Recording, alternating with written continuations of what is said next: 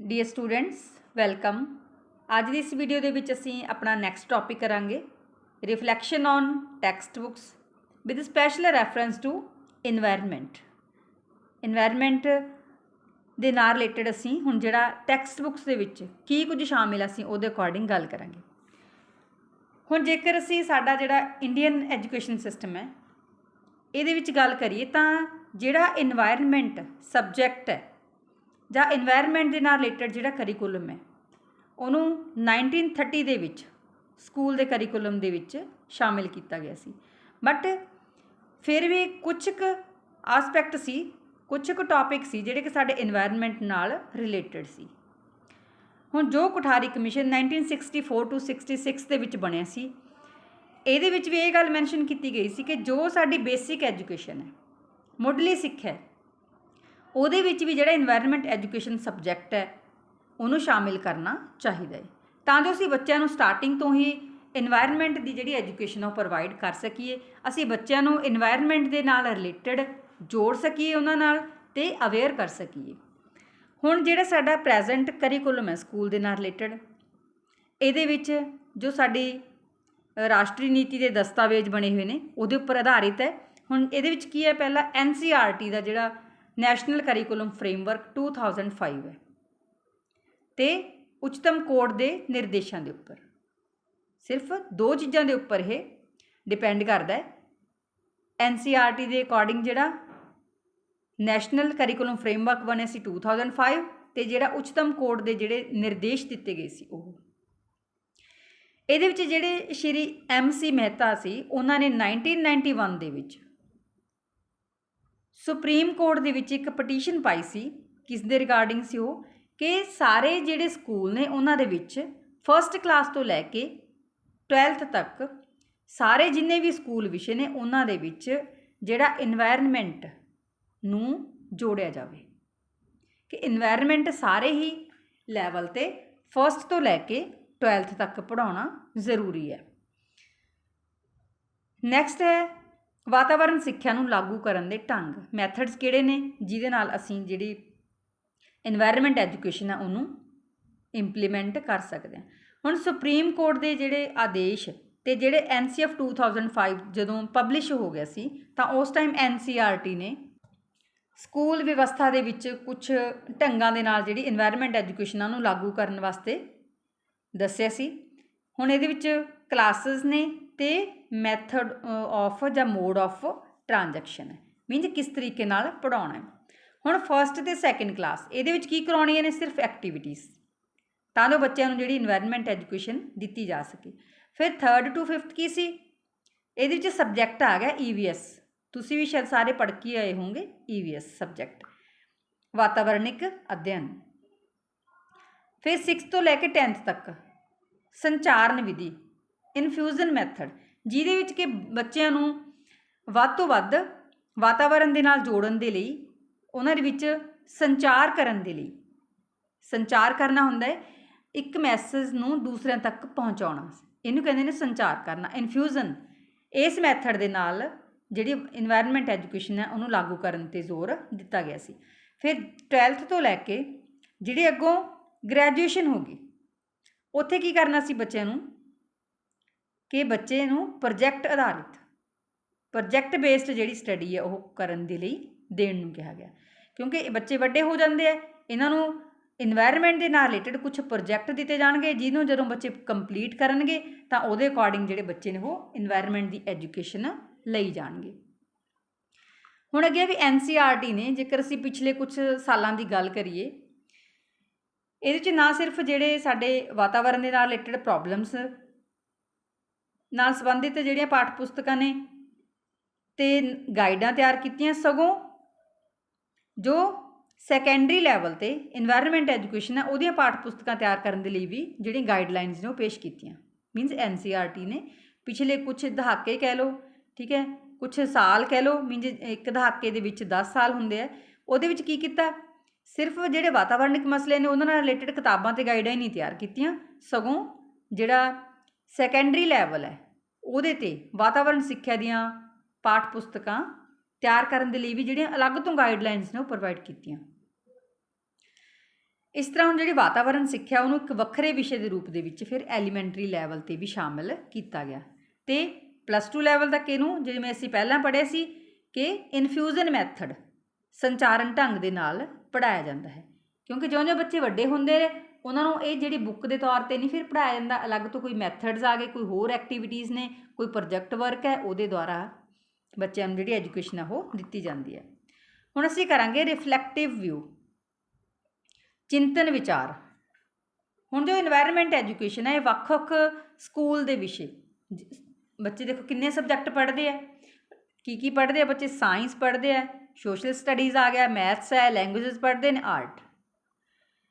ਹੁਣ ਇਹਨਾਂ ਦੇ ਵਿੱਚੋਂ ਆਪਣਾ ਜਿਹੜਾ ਪੜ੍ਹਨ ਵਾਲਾ ਕੰਟੈਂਟ ਹੈ ਉਹ ਗ੍ਰਹਿਣ ਕਰਦੇ ਆ ਕੌਣ, ਵਾਤਾਵਰਣ ਦੀ ਸਿੱਖਿਆ। ਮੀਨਜ਼ ਸਾਰੇ ਹੀ ਜਿੰਨੇ ਅਸੀਂ ਸਬਜੈਕਟਸ ਦੀ ਗੱਲ ਕਰਦੇ ਹਾਂ ਇਹਨਾਂ ਸਾਰਿਆਂ ਦੇ ਵਿੱਚੋਂ ਜਿਹੜਾ ਇਨਵਾਇਰਨਮੈਂਟ ਐਜੂਕੇਸ਼ਨ ਹੈ ਉਹ ਆਪਣਾ ਜਿਹੜਾ ਕੰਟੈਂਟ ਹੈ ਉਹ ਗ੍ਰਹਿਣ ਕਰਦਾ ਹੈ।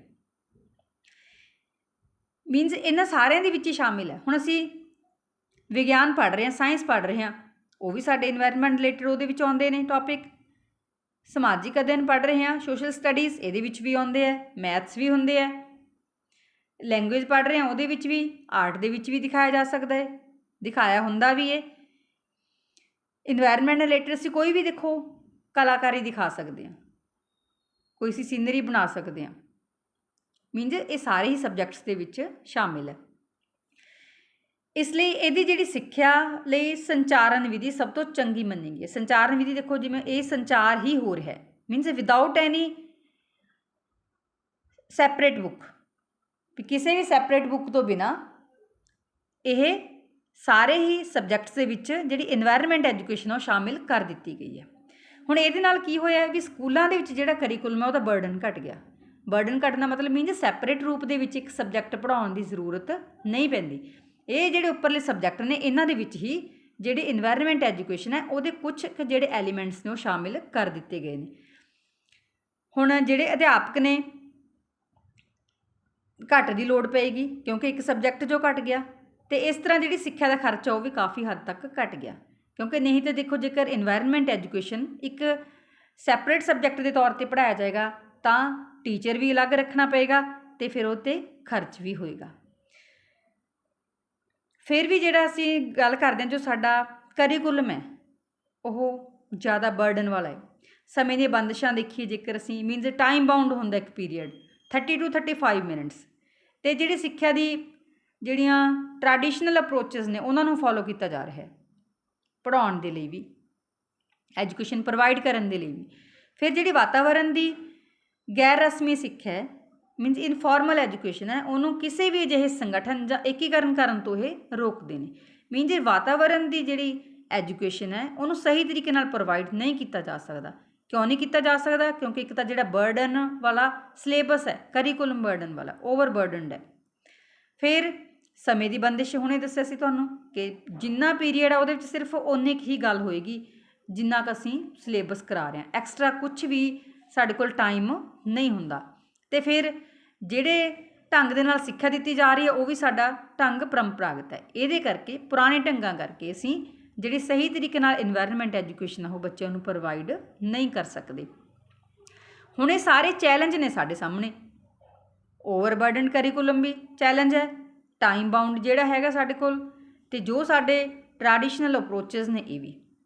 ਹੁਣ ਇਹਨਾਂ ਚੀਜ਼ਾਂ ਨੂੰ ਦੂਰ ਕਰਨ ਦੇ ਲਈ ਜਿਹੜੀਆਂ ਇਹ ਸਾਡੇ ਸਾਹਮਣੇ ਚੈਲੰਜ ਨੇ, ਚੁਣੌਤੀਆਂ ਨੇ, ਇੱਕ ਸਿਸਟੇਮੈਟਿਕ ਚੇਂਜ, ਕਰਮਬੱਧ ਪਰਿਵਰਤਨ ਅਤੇ ਜਿਹੜੀ ਸਮਰੱਥਾ ਉਸਾਰੀ ਦੇ ਕੰਮ ਨੇ ਉਹਨਾਂ ਨੂੰ ਅਪਣਾਉਣਾ ਪਏਗਾ। ਸਮਰੱਥਾ ਉਸਾਰੀ ਮੀਨਜ਼ ਜਿਹਦੇ ਨਾਲ ਅਸੀਂ ਜਿਹੜੀ ਕੈਪੇਬਿਲਿਟੀਜ਼ ਨੇ, ਕੈਪੈਸਿਟੀਜ਼ ਨੇ ਉਹਨਾਂ ਨੂੰ ਡਿਵੈਲਪ ਕਰ ਸਕੀਏ। ਇਸ ਤਰ੍ਹਾਂ ਦੇ ਜਿਹੜੇ ਕੰਮ ਨੇ ਉਹਨਾਂ ਨੂੰ ਅਡੋਪਟ ਕਰਨਾ ਪਏਗਾ।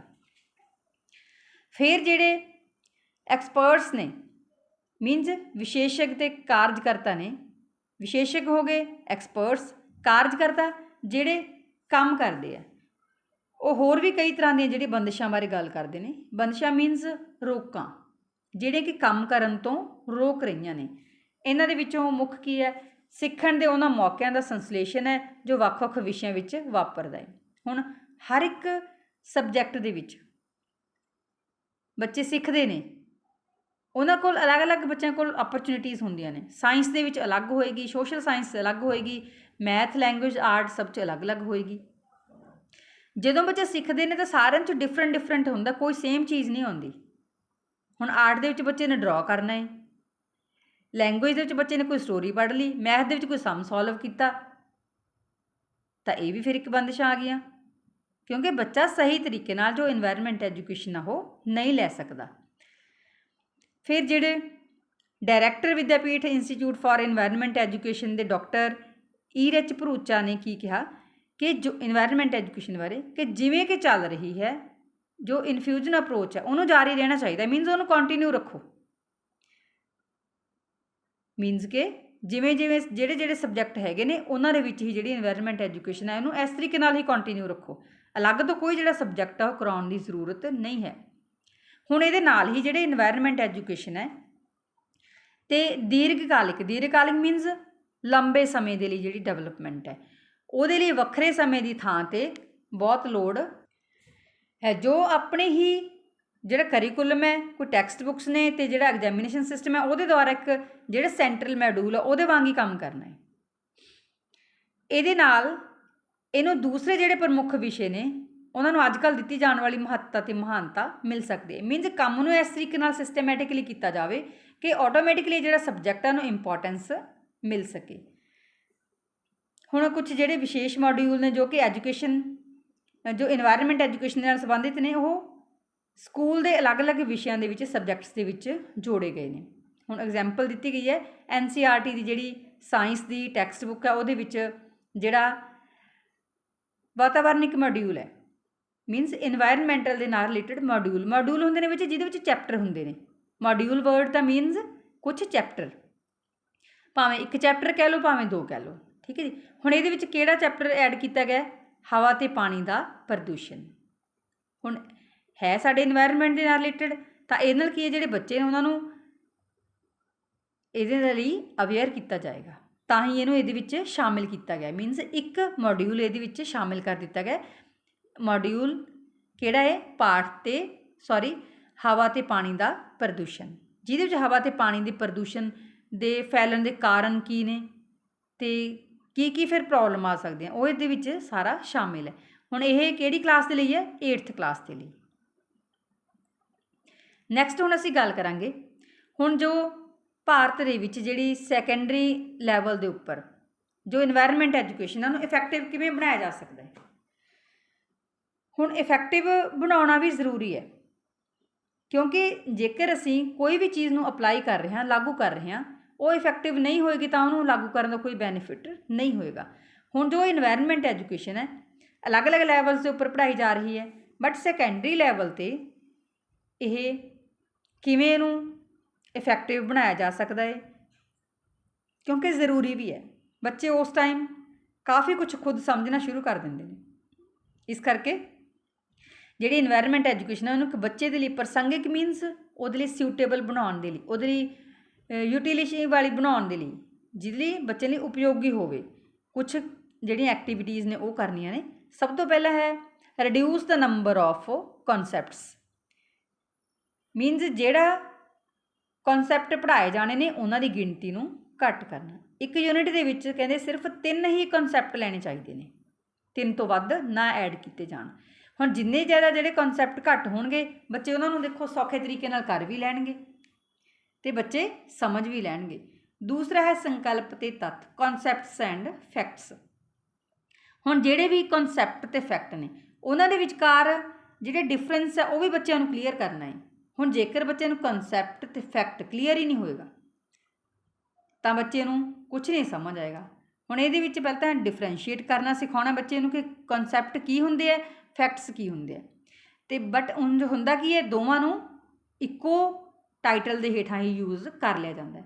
ਕਨਸੈਪਟ ਵਿੱਚ ਹੁੰਦਾ ਹੈ ਜਿਵੇਂ ਕਿ ਅਸੀਂ ਇਨਵਾਇਰਨਮੈਂਟ ਦੀ ਗੱਲ ਕਰੀਏ। ਹੁਣ ਇਨਵਾਇਰਨਮੈਂਟ ਸਾਡਾ ਆਲਾ ਦੁਆਲਾ, ਜਦੋਂ ਅਸੀਂ ਇਹਦੇ ਬਾਰੇ ਹੋਰ ਡਿਟੇਲ ਦੇ ਵਿੱਚ ਗੱਲ ਕਰਾਂਗੇ ਤਾਂ ਇਹ ਕੀ ਹੋ ਜਾਏਗਾ, ਇਹਦਾ ਕਨਸੈਪਟ। ਹੁਣ ਫੈਕਟ ਕੀ ਹੁੰਦੇ ਨੇ? ਜਿਹੜੇ ਕਿਸੇ ਵੀ ਚੀਜ਼ ਨੂੰ ਇਫੈਕਟ ਕਰਦੇ ਨੇ। ਹੁਣ ਵਾਤਾਵਰਨ ਨੂੰ ਇਫੈਕਟ ਕਰਨ ਵਾਲੇ ਕਿਹੜੇ ਫੈਕਟਰਸ ਕਹਿ ਲਓ, ਫੈਕਟਸ ਕਹਿ ਲਓ, ਤਾਂ ਉਹਦੇ 'ਚ ਅਲੱਗ ਚੀਜ਼ ਆਏਗੀ। ਨੈਕਸਟ ਹੈ ਰੈਪੀਟੀਸ਼ਨ, ਦੁਹਰਾਈ।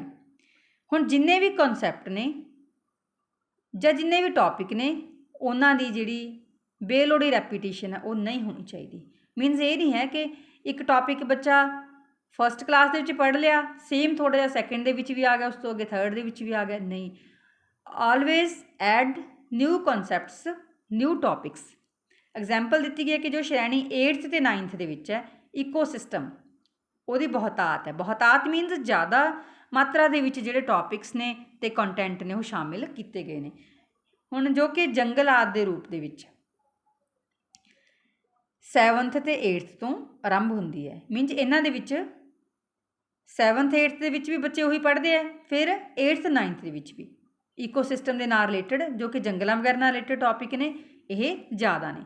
ਹੁਣ ਇਹ ਇਸ ਤਰ੍ਹਾਂ ਦੇ ਟੌਪਿਕ ਨੇ ਜਿਹੜੇ ਕਿ ਸਾਇੰਸ ਦੇ ਵਿੱਚ ਵੀ ਅਤੇ ਜਿਹੜੀ ਜੂਲੌਜੀ ਹੈ, ਭੂ ਵਿਗਿਆਨ ਹੈ, ਉਹਦੇ ਵਿੱਚ ਵੀ ਪੜ੍ਹੇ ਜਾਂਦੇ ਨੇ। ਅਤੇ ਜਦੋਂ ਬੱਚੇ ਇਹ ਟੌਪਿਕ ਨੂੰ ਹੋਰ ਸਬਜੈਕਟ ਦੇ ਵਿੱਚ ਵੀ ਪੜ੍ਹ ਰਹੇ ਨੇ ਤਾਂ ਬੱਚੇ ਉਹਨੂੰ ਬੋਰਿੰਗ ਲੱਗਣ ਲੱਗ ਜਾਂਦਾ ਇਹ ਚੀਜ਼, ਕਿ ਇਹ ਚੀਜ਼ ਅਸੀਂ ਉੱਥੇ ਵੀ ਪੜ੍ਹੀ ਹੈ ਅਤੇ ਇਸ ਦੇ ਵਿੱਚ ਵੀ ਅਸੀਂ ਸੇਮ ਹੀ ਪੜ੍ਹ ਰਹੇ ਹਾਂ। ਇਸ ਕਰਕੇ ਕਰਨਾ ਕੀ ਹੈ ਵੀ ਸੇਮ ਜਦੋਂ ਇੱਕ ਕਲਾਸ ਚੱਲ ਰਹੀ ਹੈ, ਮੰਨ ਲਓ 7th ਕਲਾਸ ਦੀ ਗੱਲ ਕਰਦੇ ਹਾਂ ਅਸੀਂ ਜਾਂ 8th ਦੀ ਗੱਲ ਕਰਦੇ ਹਾਂ, ਤਾਂ ਉਹਦੇ ਵਿੱਚ ਕੋਈ ਵੀ ਜਿਹੜਾ ਟੌਪਿਕ ਹੈ ਜਾਂ ਕੋਈ ਵੀ ਕਨਸੈਪਟ ਹੈ ਉਹ ਰਿਪੀਟ ਨਹੀਂ ਹੋਣਾ ਚਾਹੀਦਾ।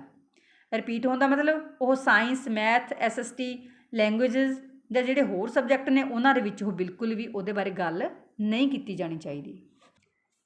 ਨੈਕਸਟ ਹੈ ਪਾਠ ਕਰਨ ਦੀ ਜਿਹੜੀ ਵਿਆਖਿਆ, ਮੀਨਸ ਐਕਸਪਲੇਨੇਸ਼ਨ ਕਰਨੀ ਹੈ ਅਤੇ ਉਹਨੂੰ ਪ੍ਰੈਜ਼ੈਂਟ ਕਰਨਾ, ਉਹਦੇ ਫਾਰਮੈਟ ਨੂੰ ਵੀ ਚੇਂਜ ਕਰਨ ਦੀ ਲੋੜ ਹੈ। ਇੰਟਰਸਟਿੰਗ ਹੋਣਾ ਚਾਹੀਦਾ, ਇਹਨੂੰ ਵਧੇਰੇ ਕਰਕੇ ਐਕਸਪਲੀਸਿਟ ਬਣਾਉਣਾ ਹੈ, ਬਾਹਰੀ ਬਣਾਉਣਾ ਹੈ, ਕਿਉਂਕਿ ਅਸੀਂ ਬੱਚਿਆਂ ਤੋਂ ਕੀ ਉਮੀਦ ਰੱਖਦੇ ਹਾਂ ਕਿ ਬੱਚੇ ਵਧੀਆ ਪਰਫੋਰਮੈਂਸ ਦੇਣ, ਉਹਨਾਂ ਦੇ ਜਿਹੜੇ ਲਰਨਿੰਗ ਦੇ ਨਤੀਜੇ ਨੇ, ਜਿਹੜੇ ਰਿਜ਼ਲਟ ਨੇ ਉਹ ਵਧੀਆ ਆਉਣ। ਉਹਦੇ ਲਈ ਜਿਹੜਾ ਸਾਡਾ ਕਰੀਕੁਲਮ ਹੈ ਉਹਦੀ ਐਕਸਪਲੇਨੇਸ਼ਨ ਅਤੇ ਉਹਦਾ ਜਿਹੜੇ ਫਾਰਮੈਟ ਦੇ ਵਿੱਚ ਉਹਨੂੰ ਪੇਸ਼ ਕੀਤਾ ਗਿਆ, ਪ੍ਰੈਜ਼ੈਂਟ ਕੀਤਾ ਗਿਆ, ਉਹਨੂੰ ਚੇਂਜ ਕਰਨ ਦੀ ਜ਼ਰੂਰਤ ਹੈ। ਫਿਰ ਹੈ ਜੋ ਪਾਠ ਕਰਨ ਨੂੰ ਡਿਜ਼ਾਈਨ ਕੀਤਾ ਜਾਂਦਾ ਉਹਦੇ ਵਿੱਚ ਅਧਿਆਪਕਾਂ ਦਾ ਵਧੇਰੇ ਜਿਹੜਾ ਯੋਗਦਾਨ ਆ ਉਹ ਲੈਣਾ ਹੈ ਅਤੇ ਉਹਨਾਂ ਦਾ ਸਹਿਯੋਗ ਵੀ ਲੈਣਾ ਹੈ, ਕਿਉਂਕਿ ਅਧਿਆਪਕਾਂ ਨੂੰ ਜ਼ਿਆਦਾ ਪਤਾ ਹੁੰਦਾ ਹੈ ਕਿ ਕਲਾਸ ਦੇ ਵਿੱਚ ਕਿਹੜੀਆਂ ਪ੍ਰੋਬਲਮਸ ਆ ਰਹੀਆਂ ਨੇ ਇਸ ਨੂੰ ਪੜ੍ਹਾਉਣ ਲੱਗੇ, ਜਾਂ ਕਿਸ ਤਰੀਕੇ ਨਾਲ ਵਧੀਆ ਪੜ੍ਹਾਇਆ ਜਾ ਸਕਦਾ ਹੈ, ਕਿਸ ਤਰ੍ਹਾਂ ਦੇ ਟੌਪਿਕ ਐਡ ਕੀਤੇ ਜਾਣੇ ਚਾਹੀਦੇ ਨੇ ਜਿਹਦੇ ਵਿੱਚ ਬੱਚੇ ਇੰਟਰਸਟ ਵੀ ਲੈਣ ਅਤੇ ਬੱਚਿਆਂ ਨੂੰ ਸਹੀ ਤਰੀਕੇ ਨਾਲ ਸਮਝ ਵੀ ਆਉਂਦਾ ਹੋਵੇ। ਇਸ ਕਰਕੇ ਜੋ ਟੀਚਰਸ ਨੇ ਉਹਨਾਂ ਦਾ ਸਹਿਯੋਗ ਅਤੇ ਉਹਨਾਂ ਦਾ ਜਿਹੜਾ ਕੰਟਰੀਬਿਊਸ਼ਨ ਉਹ ਜ਼ਰੂਰ ਹੋਣਾ ਚਾਹੀਦਾ ਹੈ।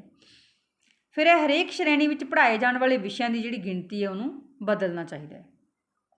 ਹੁਣ ਕਿੰਨੇ ਵਿਸ਼ੇ ਪੜ੍ਹਾਏ ਜਾਂਦੇ ਨੇ ਹਰੇਕ ਸ਼੍ਰੇਣੀ ਦੇ ਵਿੱਚ, ਮੀਨਸ ਕਿ ਉਹਨਾਂ ਨੂੰ ਕਈ ਵਾਰ ਵਿੱਚੋਂ ਚੇਂਜ ਕਰਨਾ ਜ਼ਰੂਰੀ ਹੁੰਦਾ ਹੈ। ਇਹ ਨਹੀਂ ਹੈ ਕਿ ਸਾਰੇ ਉਹੀ ਜਿਹੜੇ ਸਬਜੈਕਟਸ ਨੇ ਉਹੀ ਵਿਸ਼ੇ ਨੇ ਬੱਚੇ ਨੂੰ ਪੂਰੇ 6ਵੀਂ ਤੋਂ ਲੈ ਕੇ 10ਵੀਂ ਤੱਕ ਸੇਮ ਹੀ ਚੱਲਦੇ ਰਹਿਣ। ਹੁਣ ਅੱਗੇ ਵੀ ਹਰੇਕ ਦੇਸ਼ ਨੂੰ ਕੁਝ ਅਜਿਹਾ ਹੀ ਕਰਨਾ ਚਾਹੀਦਾ ਹੈ ਜਾਂ ਚੁਣਨਾ ਚਾਹੀਦਾ ਹੈ ਜੋ ਉਹਦੀ ਐਜੂਕੇਸ਼ਨ ਸਿਸਟਮ ਨੂੰ ਇਫੈਕਟਿਵ ਬਣਾਉਣ ਦੇ ਲਈ ਕੈਪੇਬਲ ਹੋਵੇ। ਮੇਨ ਤਾਂ ਸਾਡਾ ਐਜੂਕੇਸ਼ਨ ਸਿਸਟਮ ਹੈ, ਇਸ ਕਰਕੇ ਹਰੇਕ ਦੇਸ਼ ਨੂੰ ਇਸ ਤਰ੍ਹਾਂ ਦਾ ਹੀ ਕੁਛ ਜਿਹੜੀ ਸਿਲੈਕਸ਼ਨ ਉਹ ਕਰਨੀ ਚਾਹੀਦੀ ਹੈ ਜੋ ਉਹਦੇ ਐਜੂਕੇਸ਼ਨ ਸਿਸਟਮ ਨੂੰ ਇਫੈਕਟਿਵ ਬਣਾਉਂਦੀ ਹੋਵੇ। ਹੁਣ ਜਿਹੜੇ ਸਾਡੇ ਇੰਡੀਅਨ ਸਕੂਲਸ ਨੇ ਉਹਨਾਂ ਦੇ ਵਿੱਚ ਟੈਕਸਟ ਬੁੱਕ ਹੈ ਉਹਨੂੰ ਇੱਕ ਬਹੁਤ ਹੀ ਜਿਹੜਾ ਇੰਪੋਰਟੈਂਟ ਸੋਰਸ ਵਜੋਂ ਮਹੱਤਤਾ ਦਿੱਤੀ ਗਈ ਹੈ, ਭਾਵੇਂ ਅਸੀਂ ਪ੍ਰਾਇਮਰੀ ਲੈਵਲ ਦੀ ਗੱਲ ਕਰੀਏ ਭਾਵੇਂ ਮਿਡਲ ਲੈਵਲ ਦੀ। ਹੁਣ ਇਹਦੇ ਕਰਕੇ ਕੀ ਲੋੜ ਹੈ ਕਿ ਇੱਥੇ ਜਿਹੜੀਆਂ ਕ੍ਰੀਏਟਿਵ ਟੈਕਸਟ ਬੁੱਕਸ ਨੇ ਉਹ ਲਿਖੀਆਂ ਅਤੇ ਛਾਪੀਆਂ ਜਾਣ, ਤਾਂ ਜੋ ਅਸੀਂ ਇਨਵਾਇਰਨਮੈਂਟ ਦੇ ਨਾਲ ਰਿਲੇਟਡ ਜਿਹੜੀ ਵੀ ਸਾਡੇ ਕੋਲ ਮੈਸੇਜ ਆ ਅਸੀਂ ਉਹਨੂੰ ਕਮਿਊਨੀਕੇਟ ਕਰਨਾ ਹੈ ਅਤੇ ਅਸੀਂ ਲੰਬੇ ਸਮੇਂ ਤੱਕ ਜਿਹੜੀਆਂ ਹੋਰ ਚੁਣੌਤੀਆਂ ਸਾਡੇ ਸਾਹਮਣੇ ਆ ਸਕਦੀਆਂ ਨੇ ਉਹਨਾਂ ਦਾ ਸਾਹਮਣਾ ਵੀ ਕਰਨ ਦੇ ਯੋਗ ਹੋਣਾ ਹੈ। ਹੁਣ ਇਹ ਟੈਕਸਟ ਬੁੱਕ ਹੀ ਹੈਲਪ ਕਰ ਸਕਦੀਆਂ ਨੇ ਜਿਨ੍ਹਾਂ ਦੇ ਵਿੱਚ ਅਸੀਂ ਇਸ ਤਰੀਕੇ ਨਾਲ ਬੱਚਿਆਂ ਨੂੰ ਇਨਵਾਇਰਨਮੈਂਟ ਐਜੂਕੇਸ਼ਨ ਦਈਏ ਕਿ ਜੋ ਫਿਊਚਰ ਦੇ ਵਿੱਚ ਪ੍ਰੋਬਲਮਸ ਆਉਣੀਆਂ ਨੇ ਜਾਂ ਹੁਣ ਨੇ ਅਸੀਂ ਉਹਨਾਂ ਨੂੰ ਘੱਟ ਕਰ ਸਕੀਏ ਅਤੇ ਦੂਰ ਕਰ ਸਕੀਏ। ਡੀਅਰ ਸਟੂਡੈਂਟਸ, ਇਸ ਵੀਡੀਓ ਦੇ ਵਿੱਚ ਸਿਰਫ ਇੰਨਾ ਹੀ। ਅਗਲੀ ਵੀਡੀਓ ਦੇ ਵਿੱਚ ਅਸੀਂ ਕਰਾਂਗੇ ਹੈਲਥ ਨਾਲ ਰਿਲੇਟਡ। Thanks for watching.